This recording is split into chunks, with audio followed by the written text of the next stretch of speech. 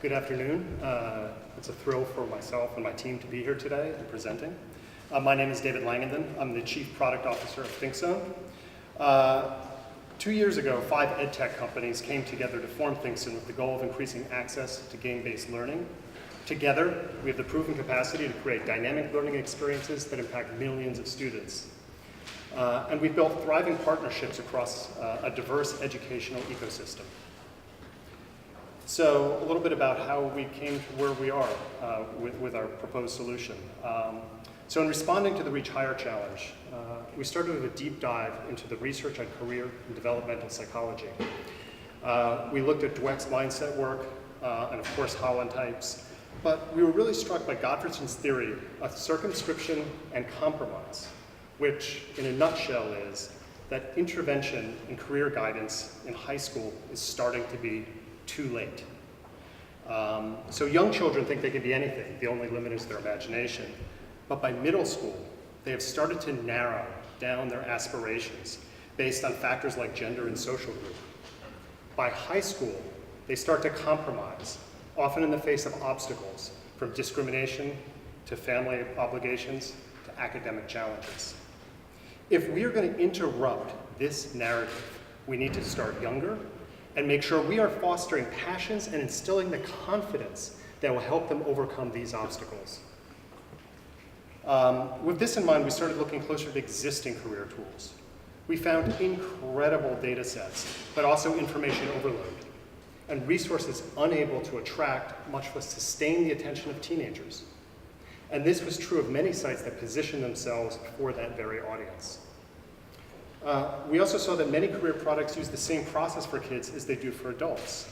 They take a battery of assessments, again, designed for adults, get declared a match, and then are presented with a long, steep path towards that goal. This approach doesn't make sense when you're still figuring out who you are and what's really important to you.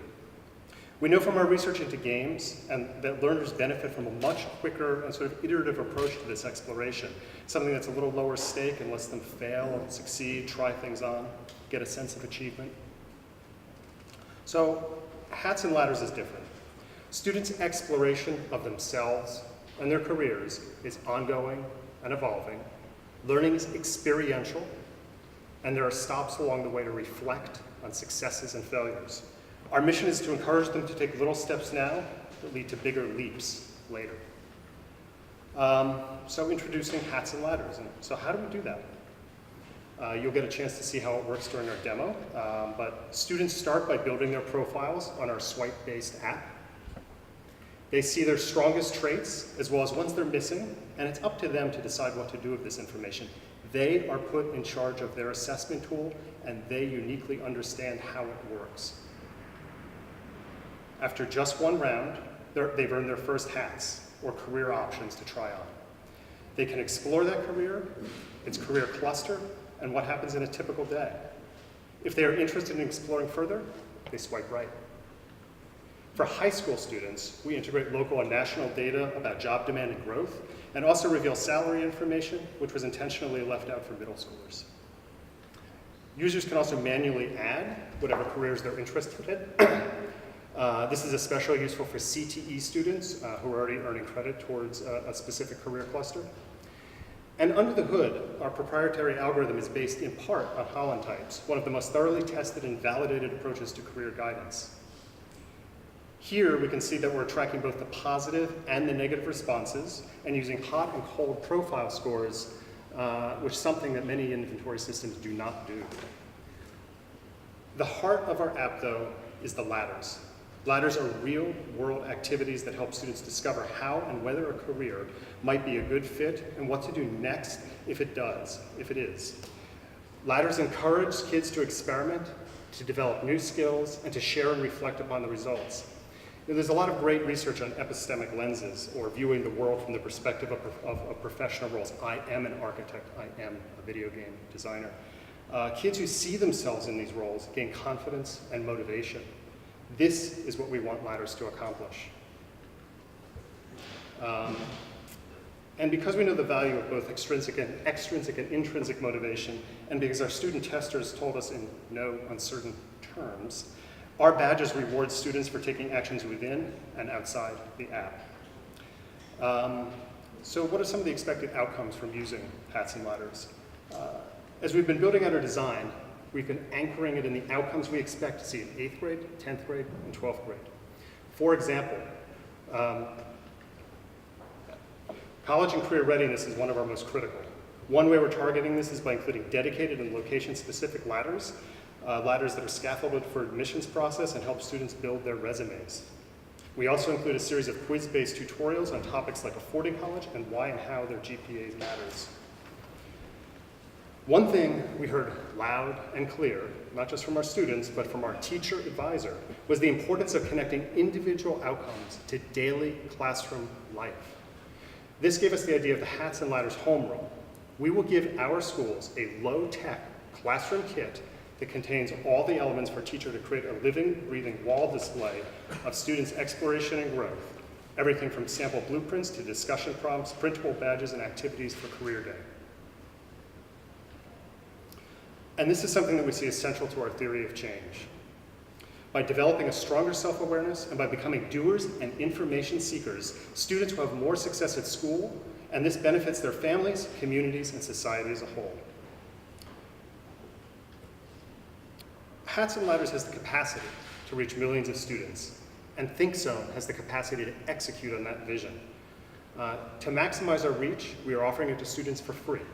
We're making sure that smartphone accessibility features are enabled and that we add in language supports for English language learners and struggling readers and meet 508 compliance standards.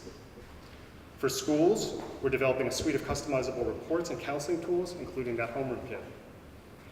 ThinkZone has existing relationships with schools and networks to help us with an alpha pilot. We have started connecting with content partners to help us rapidly scale our offerings.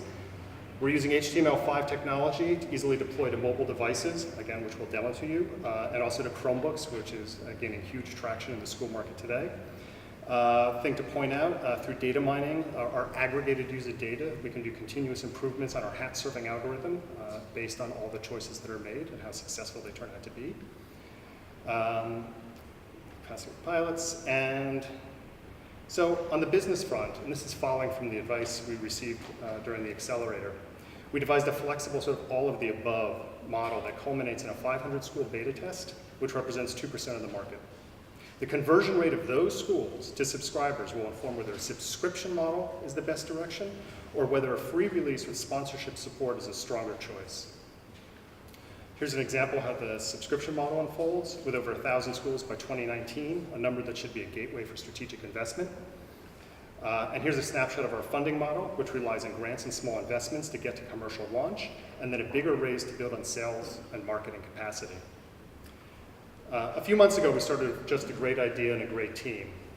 We jumped into building and testing and improving our concept with lots of input from outside experts. We have a fresher look that is intuitive, transparent, and that teens can see themselves reflected in.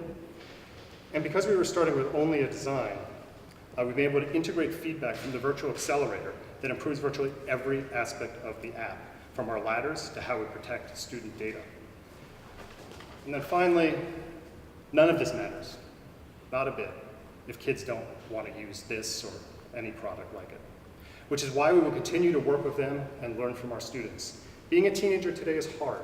They're constantly being assessed by teachers, friends, and families, and it's easy to pick up the message that they are not measuring up.